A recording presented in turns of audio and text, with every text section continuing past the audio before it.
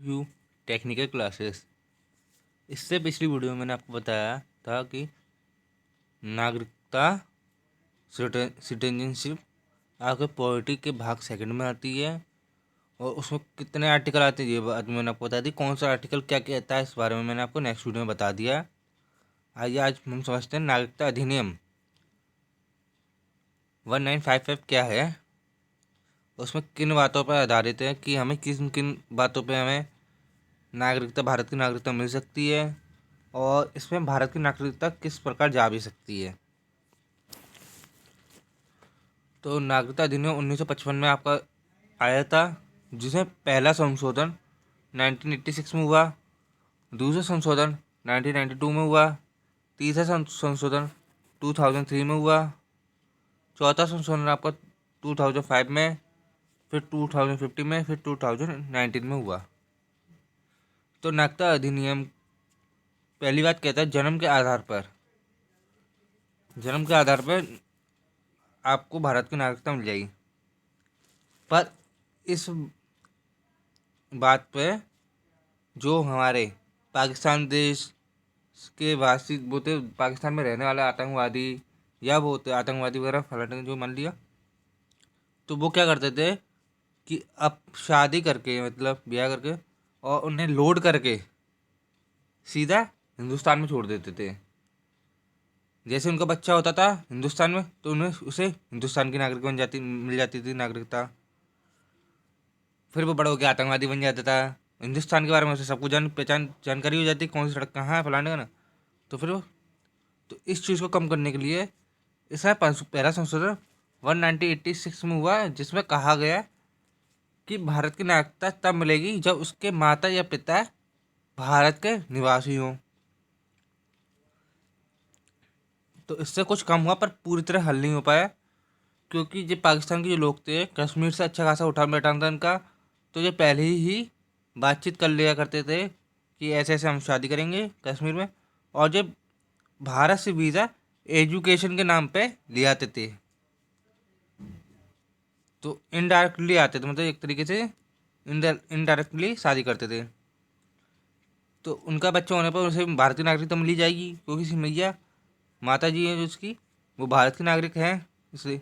तो इसमें फिर दूसरा संशोधन जन्म के आधार पर दूसरा संशोधन 2003 में किया गया, जिसमें कहा गया 198 तो आपका कहता है 196 आपका कहता है कि इनमें दोनों माता या पिता में से कोई भी एक भारत का नागरिक होना चाहिए। और 2003 क्या कहता है, 2003 में से संशोधन किया गया, फिर इसमें कहा गया साथ ही साथ दोनों की आईडी मतलब इंडियन आईडी वैलिड होनी चाहिए। ठीक समझे, मतलब ओरिजिनल दस्तावेज उनके वैलिड होने चाहिए। ऐसा नहीं हो कि आप आए 2 महीने के लिए दिखा दिया हम 7 महीने रहे हैं हमें भारत की नागरिकता मिल जाए, ऐसा नहीं हो सकता। तो वैलिड होने चाहिए डॉक्यूमेंट्स जो भी हैं। दूसरी बात आपका कहता है वंश के आधार पर। जब अधिनियम पारित हुआ था तो ये पिता के वंश के आधार पर नागरिकता देता था। जैसे कि मान लीजिए कि 1955 से पहले 1955 में कोई लड़का यहाँ कोई लड़की यहाँ की शादी करके विदेश चली गई, विदेश में उसकी शादी हुई किसी और कंट्री में, उससे शादी हुई उसमें माँ चली गई, तो उसे उसके बच्चे को भारत की नागरिकता नहीं दी जाएगी। कोई वंश हमारे हमेशा पिता के आधार पर होता है। तो इस बात पे फिर कहना था, फिर 1992 में एक केस करा एक महिला ने कि भारत सरकार यूँ कहती है कि महिला और पुरुष में कोई अंतर नहीं है, तो इस संविधान में अंतर क्यों। फिर 1992 में संविधान में एक संशोधन किया गया, जिसमें कहा गया कि माता या पिता भारतीय होना चाहिए, उसके वंश के आधार पर उसे नागरिकता मिल जाएगी। अब वो बाहर विदेश में है, विदेश में पैदा हुआ है, यदि उसके माता पिता भारतीय हैं तो उसे भारतीय की नागरिकता मिल जाएगी। अब तीसरा आता है, तीसरी बात कहता है पंजीकरण के आधार पर। अच्छा, पंजीकरण क्या है। अब मान लीजिए कोई भी भारत की नागरिकता लेना चाहता है या कुछ भी है, तो उसे एक पहले पंजीकरण करना पड़ेगा। अगर वो विवाह करके रहता है तो उसे 7 साल देश में रहना होगा, देश की एक भाषा से आनी चाहिए हमारे, तो उसे उस आधार पर नागरिकता दे दी जाएगी वो 7 साल बाद। चौथा आपका क्या कहता है, देशीकरण द्वारा नागरिकता। ये देशीकरण क्या है, जैसे विदेशों में या विदेशों से आए हुए कलाकार, वैज्ञानिक, इन्हें नागरिकता किस प्रकार मिल सकती है, यह है आपका देशीकरण। तो वैज्ञानिक के कलाकारों को पहली बात तो से उन्हें 10 साल भारत में रहते हुए होना चाहिए, और दूसरा भारत की कोई भी एक भाषा उसे आनी चाहिए, उन्हें आनी चाहिए। ठीक है। अर्जित भूमि के आधार पर नागरिकता। अर्जित भूमि क्या होती है, जैसे आपको पता ही है कि मैंने पार्ट 1 में इसके पॉलिटी के पार्ट 1 भाग 1 में बताया था कि सिक्किम एक अलग देश था जिसे भारत ने मिल जो भारत में मिल गया था। तो सिक्किम में रहने वाले निवासियों को किस आधार पर नागरिकता मिली, अर्जित भूमि के आधार पर। एग्जाम्पल के लिए आप ले लीजिए, जो पाकिस्तान का सिंध है, यदि हम सिंध को घेर लेते हैं, मतलब सिंध अपने भारत में मिला लेते हैं, तो वहाँ पर रहने वाले निवासियों को भारत की नागरिकता दे दी जाएगी, किसके आधार पर, अर्जित भूमि के आधार पर। क्लियर। अब हम जानते हैं NRI क्या होता है, PIO क्या होता है, OCI क्या होता है। ये विदेश में रहने वाले लोगों की नागरिकता होती है, ये 3 टाइप से होती है।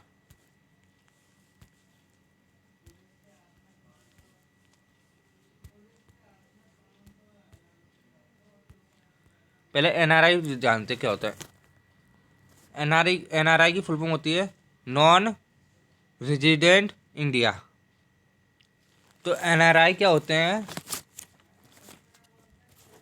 NRI वो पर्सन होते हैं, मतलब वो बंदे होते हैं जो भारत से अदर कंट्री में जॉब करने के लिए गए हों, और उन्हें NRI की मान्यता तब मिलती है वो 6 मंथ से भारत से दूर हों। ठीक है, भारत से बाहर रहे हों, अदर कंट्री में 6 महीने से ज़्यादा रहे हों, तो उन्हें NRI कहा जाता है। एग्जाम्पल के लिए केरला के काफ़ी ज़्यादा लोग USA, कनाडा और आपका अफ़गानिस्तान, वो सॉरी अफ्रीका, ऐसे ऐसे देशों में काम करने जाती है। पंजाब से काफ़ी सारा सरदार लोग, सिख लोग कनाडा जाते हैं, तो वो NRI हो गए। और NRI हमारे देश के लिए बहुत ही महत्वपूर्ण है, क्योंकि सन 1968 में, सॉरी 1998 में हमारे प्रधानमंत्री अटल बिहारी वाजपेयी जी थे। उस टाइम एक परमाणु परीक्षण करना था, जो अमेरिका और जो UNO ने मना कर दी थी कि आप परमाणु परीक्षण नहीं करते, कोई भी कंट्री 1958 मतलब 1955 58 के बाद परमाणु परीक्षण नहीं करते। इसमें एक वो लगा था, समझौता हुआ था UNO में सब कंट्रियों के बीच में, पर भारत को करना था, तो भारत ने अमेरिका का ना सुन के परमाणु परीक्षण कर डाला। और ख़ासकर बात यह है कि UNO में बैठे जितने भी, जिनके पास वीटो पावर थी, या किसी अदर कंट्री को ये तक नहीं पता चला कि हम लोगों ने परमाणु परीक्षण कर लिया। पता तो चल गया, मतलब परमाणु परीक्षण करा है, पर उन पर कोई प्रूफ नहीं था। फिर भी अमेरिका ने MBRU लगा दिया हमारे ऊपर, भारत के ऊपर MBRU लगा दिया। MBRU क्या है, MBRU वो है एक, जिससे अगर को किसी देश में लग जाता है ना, उस देश से कोई भी कंट्री या कोई भी देश कोई सामान नहीं खरीद सकती, ना उन्हें कोई सामान बेच सकती है। तो भारत में लग गया ये 1998 में। तो देश की अर्थव्यवस्था बिगड़े नहीं, बिगड़ने से बचाने के लिए NRI का बहुत बड़ा महत्वपूर्ण, बहुत बड़ा हिस्सा रहा है। जो एनआरआई होते थे उन्हें सैलरी मिलती थी बाहर। जाहिर सी बात है, बाहर सैलरी उन्हें मिलती थी, उन्हें ना इंडिया ना उन्हें खाने के लिए दे रही, ना पीने के लिए, ना कुछ नहीं। वो बाहर कमाते थे और भारत में बेचते थे। और जाहिर सी बात है, अब भारत में कोई भी पैसा आएगा और कन्वर्ट होगा भारतीय रुपीज़ में, तो वो कम से कम काफ़ी ऊपर पहुंच जाता है। यूएस डॉलर है आपका, एक यूएस डॉलर आपका यहाँ के 72 या 72 है। उसी प्रकार एनआरआईओ ने पैसा भेजा, तो एनआरआईओ के पैसों से टैक्स कटा, जिससे अर्थव्यवस्था ज़्यादा नहीं बिगड़ी, मतलब संभाली गई अर्थव्यवस्था, हमारे भारत की संभल गई। इस टाइम भारत का 55 लाख इंसान विदेशों में काम कर रहा है। तो इस चीज़ को देखते हुए 1998 में देखते हुए भारत ने संविधान में एक एनआरआईओ के लिए कुछ किया। उन्होंने एनआरआईओ से टैक्स लेना बंद कर दिया, इनकम टैक्स मतलब बंद कर दिया, नॉन इनकम टैक्स। ठीक है, समझ गए। एनआरआई या कोई भी पैसा भारत भेजेंगे तो उनके ऊपर कुछ ज़्यादा चार्ज नहीं लग के, मिनिमम चार्ज लगेगा, और जीएसटी वीएसटी आपकी कमी लगेगी बहुत, जीएसटी लगेगी नहीं। ठीक है, समझ गया।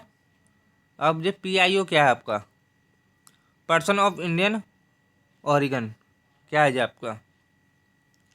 अब उसका कोई महत्वपूर्ण कुछ है नहीं है, ये बंद हो चुका है, 2015 में से कैंसिल कर दिया गया था। इसके बारे में आप जान लेते हैं भाई, छोटा मोटा आपको जानना भी जरूरी है। जैसे कि आप मान लीजिए आपके माता पिता इंडियन थे और वो चले गए फॉरेन जॉब करने के लिए।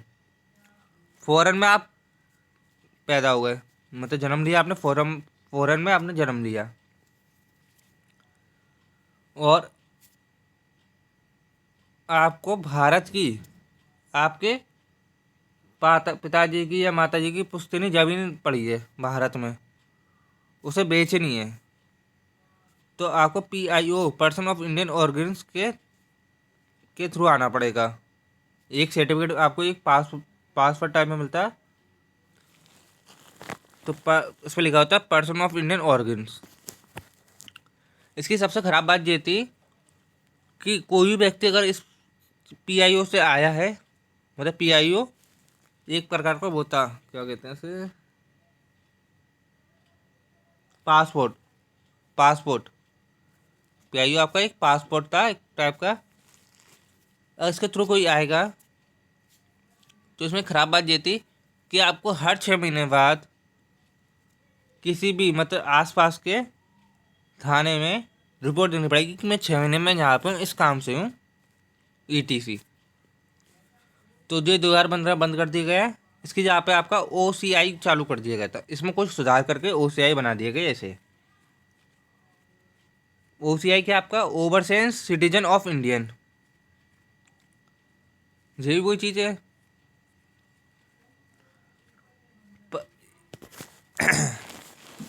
ओसीआई आपको पाकिस्तान और बांग्लादेश में को नहीं मिलेगा। ठीक है, समझा। ये 2005 में लागू हुआ था ओसीआई। इस वजह दो चीज़ें आपको नहीं लेनी पड़ती, आपको वीज़ा नहीं लेना पड़ता, मतलब किसी भी मतलब आप भारत में आना चाहते हैं तो आपको भारत का वीज़ा नहीं लेना पड़ेगा। वीज़ा एक ऐसी चीज़ होती है, मतलब आप किसी कंट्री से उसके आने की अनुमति मांग रहे हैं, अपने आने की उससे अनुमति मांग रहे हैं, वीज़ा उसे कहते हैं। आप वीज़ा से किसी भी कंट्री में नहीं जा सकते, बिना वीज़ा के बिना किसी भी कंट्री में नहीं जा सकते जब तक वो अनुमति नहीं देगी। और FRRO मतलब 6 महीने बाद किसी भी थाने वाने में ने अपना रिकॉर्ड नहीं देना पड़ेगा कि हम यहाँ पे से कुछ नहीं। तो पीआईओ और ओसीआई में इंडिया में आने के लिए आपको कोई भी वीज़ा नहीं लेना पड़ता है। पर इसमें एक डिसएडवांटेज ये है कि आप भारत में कोई भी ऊंची सैनिक ऊंची पोस्ट पर नहीं जा सकते, प्रधानमंत्री नहीं बन सकते, राष्ट्रपति नहीं बन सकते, इलेक्शन नहीं लड़ सकते, वोट नहीं डाल सकते। और NRI क्या होते हैं? NRI आप वोट दे सकते हो, ठीक है, समझिए। अब जी क्या होता है कि अब आप विदेश से पैसा मंगा रहा है NRI, तो NRI भारत में पैसा भेजेगा, वो किस अकाउंट में भेजेगा? तो उसका भी संविधान में एक चीज़ दी गई है, फीमा। ये फीमा क्या है? The foreign exchanging management act 1999, फीमा के नाम से जाना जाता है। तो इसमें पहला अकाउंट आता है आपका NRO, इसकी फुल फॉर्म है नॉन रेजिडेंट ऑर्डिनरी, ठीक है। तो NRO में क्या होता है? NRO आपको दो सुविधा प्रोवाइड करती है। जैसे कि आप इंडिया में हो और इंडिया में आपका पुश्तैनी घर वगैरह या कुछ है जिसमें किराए पे आपने उठा के रखा है, तो उसका पैसा भी NRO अकाउंट में आ सकता है और फॉरेनर इनकम भी आपके NRO अकाउंट में आ सकती है। ये दोनों के लिए वैलिड होता है। इसमें टैक्स लगता है, पर दूसरा आपका आता है